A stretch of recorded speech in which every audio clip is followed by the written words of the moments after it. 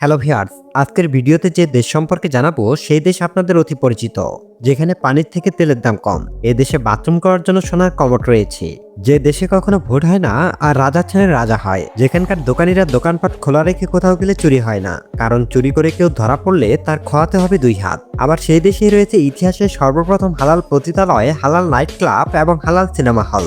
এমনকি নারী ও পুরুষের রাতের প্রেম ভালোবাসার ক্ষুধা বেশি।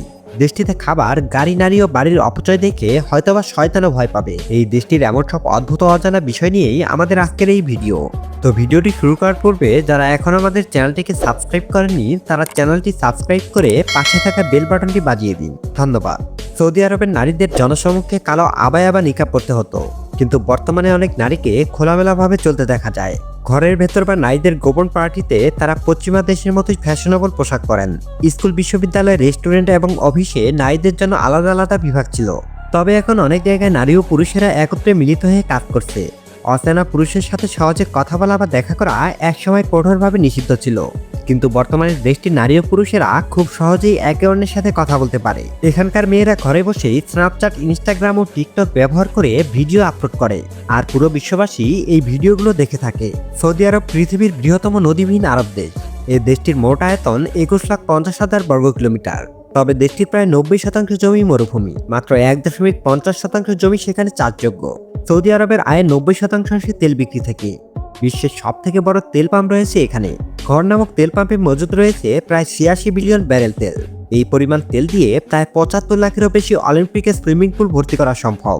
সৌদি আরব শুধু তেলের জন্য নয়, কঠিন কঠিন আইন এবং মুসলমানদের পবিত্র স্থানের জন্য এই দেশটি বিখ্যাত। এসব নানাবিধ কারণের জন্য সৌদিকে বলা হয় মধ্যপ্রাচ্যের পাওয়ার হাউস। এই দেশের সবথেকে বড় মরুভূমির নাম হচ্ছে রূপ আল খালি। মরুভূমি বেশি থাকায় এখানে প্রচন্ড গরম থাকে।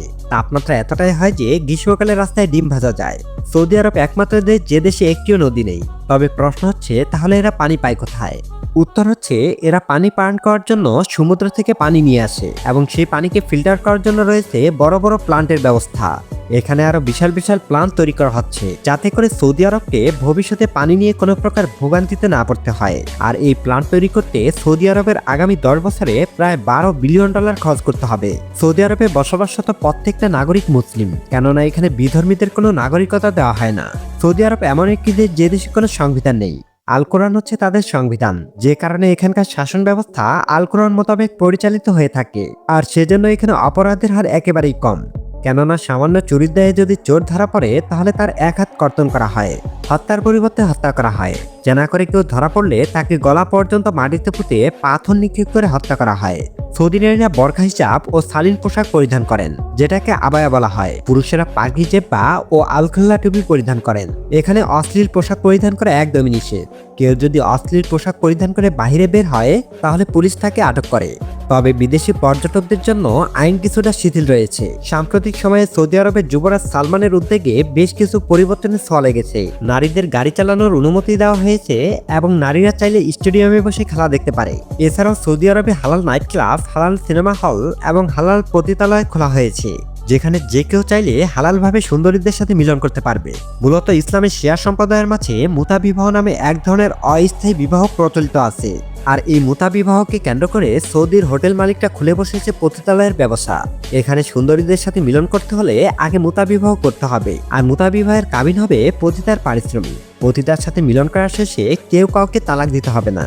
মুতা বিবাহের নিয়ম অনুসারে বিয়ের 7 দিন অতিবাহিত হলেই অটোমেটিক তালাক হয়ে যাবে। তো ভিউয়ার্স, এই ছিল আজকের ভিডিওটি যদি আপনাদের ভালো লেগে থাকে তাহলে ভিডিওতে একটি লাইক, কমেন্ট করে জানিয়ে দিবেন সৌদি আরব দেশটি আপনার কাছে কেমন লাগলো। আর এরকম ভিডিও পাওয়ার জন্য অবশ্যই চ্যানেলটি সাবস্ক্রাইব করে পাশে থাকা বেল বাটনটি বাজিয়ে দিবেন। এতক্ষণ সাথে থাকার জন্য ধন্যবাদ।